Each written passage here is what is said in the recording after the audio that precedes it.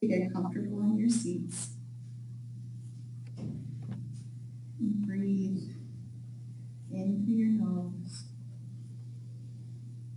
and out through your mouth. If you'd like to soften your gaze, close your eyes, whatever feels most comfortable to you, please do that. Let's breathe in and out.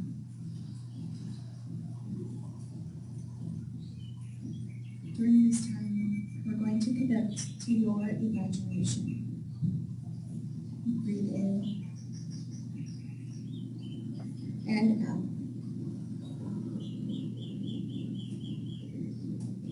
Imagine you're taking an easy stroll through the woods.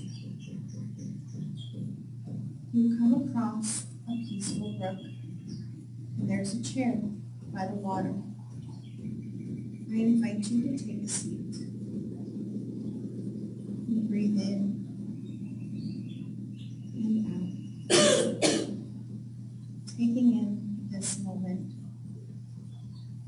Breathing in the smell of fresh water gliding over smooth rock.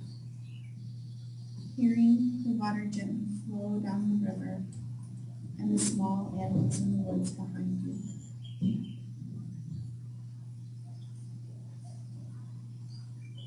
In this chair by the brook, you can let go of fear and imagine peace and wisdom. Here, you could express your feelings and let them flow like the water by your feet. As all feelings are temporary, so is this moment. Let's breathe in and know that God is all. Breathe out and trust in this experience of peace. I'd like you to breathe in and let go of any wayward thoughts, any wayward emotions. Let it float gently down the river.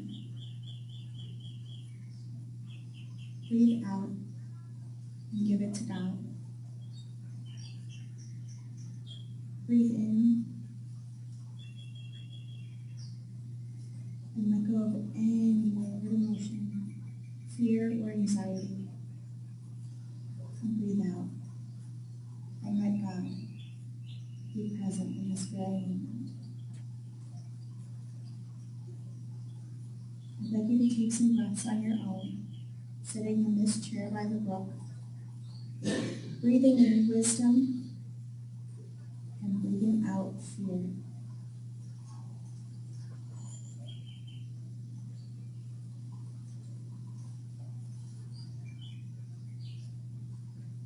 On your next breath, I'd like you to breathe in healing and breathe out illness.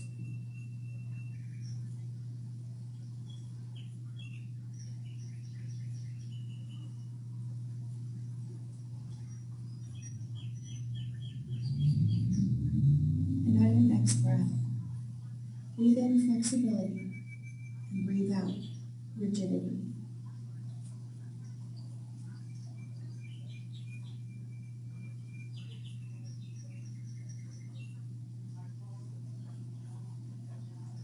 In this place and in life, you have a great tool at your disposal.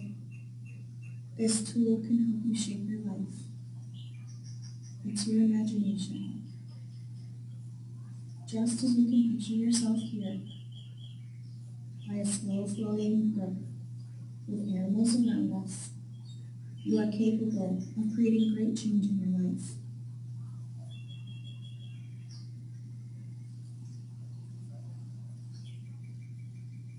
And when you are ready, I'd like you to come back to this time of peace and bring any sort of tranquility with you. Remember, you are divine. Let's breathe in together and out. Let's take one more breath in And I invite you to walk away from our brook and the chair with our easy stroll back through the woods. Return to your consciousness and back to this place and time. Wiggle your toes, wiggle your fingers. Be present in this moment. And thank you for practicing with me today. Namaste.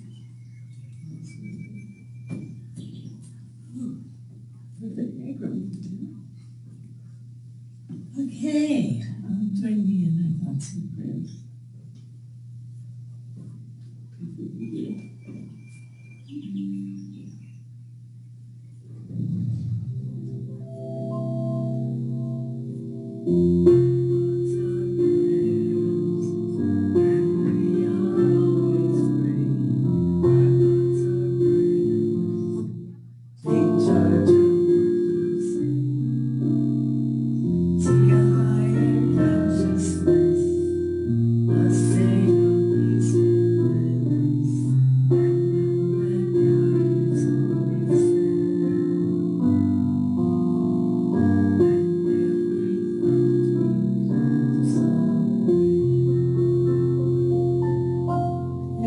Samantha McClary, our Unity student.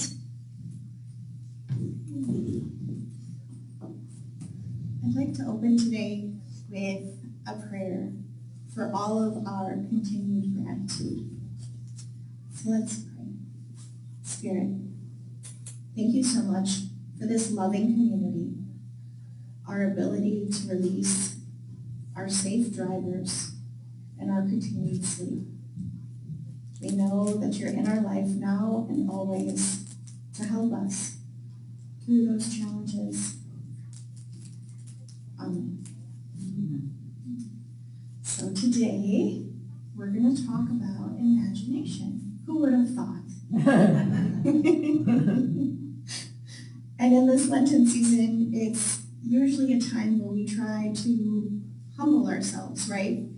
We think about all the things that need to be changed, and there's so much power that comes from our imagination. We truly can choose what our life looks like with this principle. So I feel like imagination can be seen as two ends of the spectrum, right? Because as adults, I know I have a hard time picturing myself with imagination. But I heard something really interesting recently. I don't remember where, else I would give them credit. That as adults, we have imagination, but we use it for fear, for creating those situations of what if this were to happen? What if that were to happen? I know as a under mom, I definitely do that a lot. Where I have a little toddler who doesn't understand the laws of physics, and that if she throws herself over the chair, she's going to keep going because there's some momentum behind that, right? So I try to look at it from, instead of what if this could happen or that could happen, I try to use my imagination instead for the good. What good could come from the situation? Well, even if she's thrown herself over furniture, at least she's learning her limits. Right? Yeah. That's how she learns. So we need to shift our thoughts from this fear to what could go right. Robbie. Thanks. Oh, that's really hard to see. So we have this equation that we talk about a lot in Unity, right? Thought plus feeling equals manifestation. Our imagination, I really do believe, comes in at the thought, right? It is our first step in this equation to creating the life that we so wish to have, the things that you want to see. And in Matthew chapter 6, verse 16 through 18, it says, "When you fast, do not look somber as the hypocrites do, for they disfigure their faces to show others that they are fasting. Truly, I tell you, they have received their reward in full. But when you fast, put oil on your head and wash your face, so that it will not be obvious to others that you are fasting, but only to your Father who is unseen. And your Father who sees what is done in secret will reward you. So the work that we ask you to do here is not an outward work, right? So sometimes it's hard to gauge your progress and how far you've come. But when you put yourself in that fear-based thinking and use your imagination for that fear-based reason, you're putting yourself in this place of hypocrisy, right? Because that's not your divine essence. Your divine essence is good, all the time. This is something I especially am working on because it's a default kind of, right? When I'm stressed, when I'm frustrated, when I come up to these challenges, I default back into this space of, well, what if? What if this bad thing could happen? Oh no, right? But then I end up manifesting things I don't want in my life. Right. So I'm trying to shift every day from this lack perspective to one of good. And I would hope, and I invite you all this season to do the same, to use your imagination in terms that will help you. Thank you. So Maslow, he has a hierarchy of needs, right? Because this work is internal, we forget sometimes that there are external needs that our body has. So the first one at the bottom layer is physiological. Do you have water? Do you have food to eat? And someplace safe to shelter? So that's the first one that you come up against, right? The second layer is safety. So we're starting at the bottom of our triangle. The next layer up that's kind of purple is safety. So personal security. There's no violence, crime, or war. And sometimes that includes a mental war within yourself, right? Yeah. Because if you choose to stay stuck in this fear, it's hard to come out of it.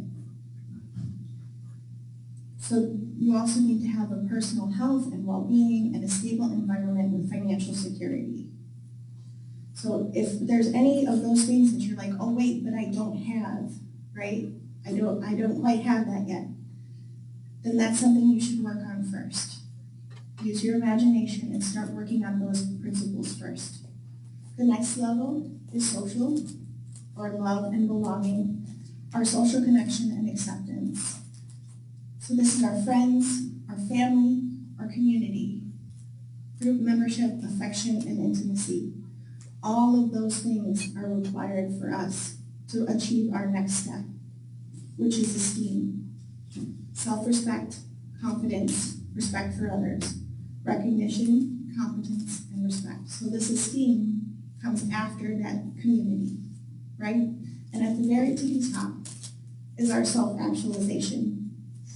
And this is where we grow. This is where we can decide where our moral development continues. This is where we pursue the meaning of life, and it's where we can have our peak experience. So I say, use this pyramid as a litmus test, right? Mm-hmm. So if there's anything that you're like, oh, well, that doesn't quite sit right with me, or that doesn't quite, it's not what I have right now, you cannot shame yourself into changing. It may just be a need that needs to be met. And it's something to remember when there are other people in your life who are trying to shame or berate or talk down to you, that they have needs that are not met. It's not necessarily yours to meet them. I need to make that clear. But just as you need all of these things, so do those people. I want to talk about my house because Stephen and I moved in 2 years ago, and we have not painted. We haven't really hung like a few things on the wall, right? Not a lot, because we basically have rented our whole lives up until 2 years ago, our first ownership of a house. And it's something that I've thought about a lot, right? I use my imagination and I picture like what colors would look good on the walls and what my next steps would be. But if I don't take those next steps, my imagination will just be that. It'll just be an imagining of what I want my home to look like, right? And for those who have a home know that just living in it, it continues to have wear and tear every day. So if you're not continuously looking and fixing, there's normal wear and tear that happens. But when we come up to these adversities, what do we do next? I try to come at it with curiosity. So why is this resonance in my life? What can I do to make it feel better? For my home, buy some paint. Start, trimming it up and getting it painted. Then I want to talk about some Buddhist monks because they are miraculous, right? Not only did they have a plan to walk 108 days for peace, they walked 2,000 miles from Texas to Washington, D.C. They completed this walk Tuesday, February 10th of 2026, and they were walking to implore the people there to make Buddha's birthday a national holiday. They had a goal, they set a limit for themselves, and they went. They did come up against some adversity. On November 2nd, 2 members were hit by a car. One was able to continue on, and the other ended up getting his leg amputated. But you know what they kept doing? They kept talking about peace and compassion. They asked us to deepen our commitment to compassion. Could you imagine losing a part of yourself and still saying, find compassion for others? Oh my goodness. Our adversity doesn't have to be our personality. We can use our imagination to move through, to advocate, and to bring peace to our journey. Fillmore talks about imagination in his Keeping the True Lent on page 154. He says, in Imagine, I lay hold of perfect ideas and clothe them in substance. I really love that. Repeat that for me, please. Of course. With imagination, I lay hold of perfect ideas and clothe them in substance. All that you have, all that you need will be there. With your imagination, you can bring them forward. And in our Lenten booklet, on page 14 and 15, they talk about these ideas of release and reimagine, right? So the first one is releasing illness and reimagining healing. So our perfect idea is healing. The perfect substance that we're clothing, we're bringing into our life is healing. The one we're releasing is fear on page 16 and 17. Page 17 is wisdom, the one we're reimagining. Page 18, we're releasing rigidity, and we're reimagining flexibility on page 19. And I know Reverend Brian said last week that the universe abhors a vacuum, right? Yes. But what the universe also does is only speaks in the affirmative. So if you say, I don't want, to fear anymore, all the universe hears is, I want to fear. Yes. So when you are creating your denials and affirmations, I ask you to not put a negative in there. Other words you could use is release, let go, liberate, or discharge. So if you don't want fear in your life, don't say, I don't want fear. All the universe is hearing is that you want to be fearful. Instead, I release fear. I release illness. I release rigidity. And then for your I am statements, or for your affirmations, you can make it bigger or longer based on what you would like. I have the wisdom to complete all tasks that are mine to do. Or, I am wisdom. You can keep it simple.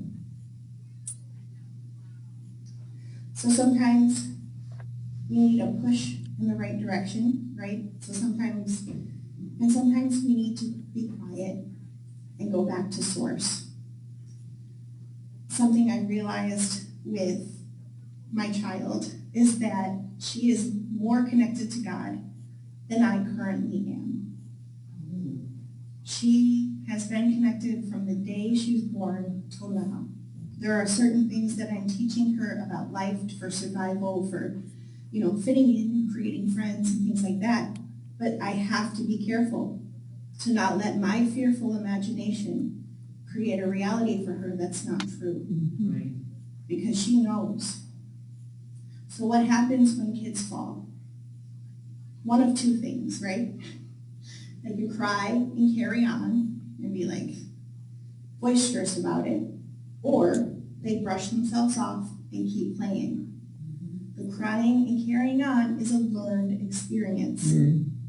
It's something they learn from their parents, not something that is divinely inherent within them. The ones that brush it off and keep going, I don't know if you've seen animals hurt themselves. My cat likes to jump and then miss and nosedive into bookshelves and things like that.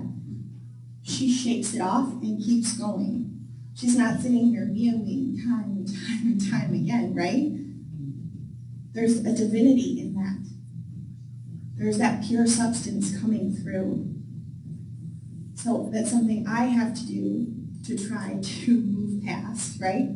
I don't want to teach her to carry on and be loud and boisterous and upsetting to herself and others. I have to teach her how to manage those feelings and come back to that divine action, to be still and to be with source.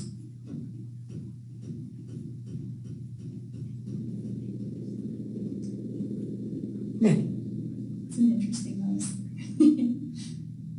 And I would like to end today by asking you all to use your imagination this week, to stretch, to grow. But instead of using it for fear, to use it for good and understanding.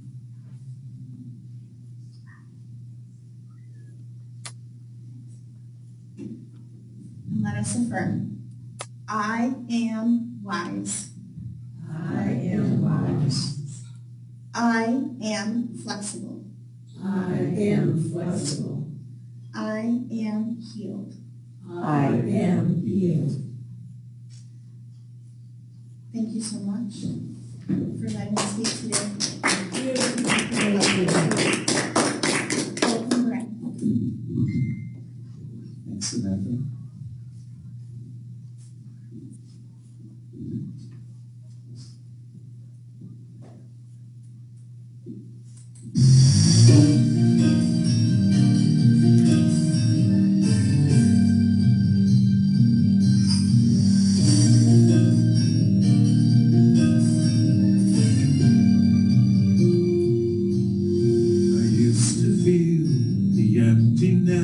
Inside me,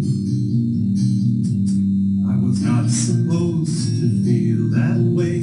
I had everything I needed, but nothing ever made me what I long to be. The wealth, the name, the light, the fame were everything to me. And one night, out of the blue, I heard his name. So I took that step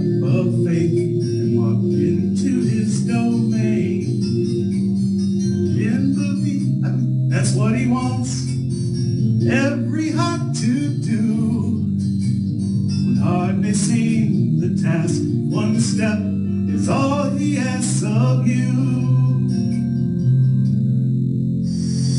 Letting go to know the truth is not so hard to do. It's a heart that's got the will to open up for him to fill. Trusting and believing him is all we've got to do. It's just a heart that's got to move for him to show his love that's been there, even when we never cared. Take hold of his hand, let go and you'll understand.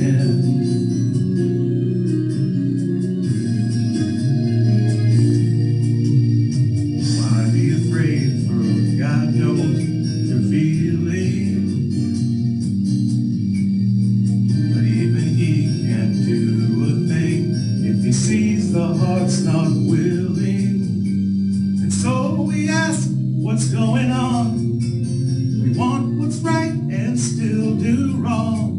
When hardly seen, the task one step is all he asks of you. Letting go to know the truth is not so hard to do. It's a heart that's got the will to open up for him to fill. And trusting and believing him is all we've got to do. It's just a heart that's got to move for him to show his love that's been there, even when we never cared. Take hold of his hand, let go and you'll understand.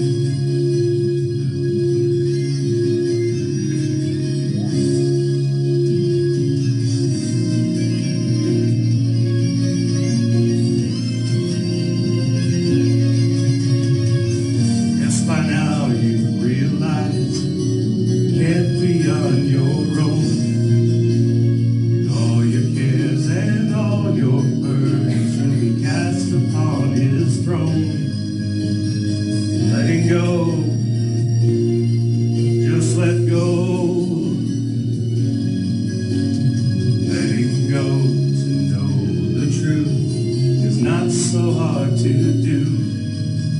It's a heart that's got the will to open up for him to fill. And trusting and believing him is all we've got to do. It's just a heart that's got to move for him to show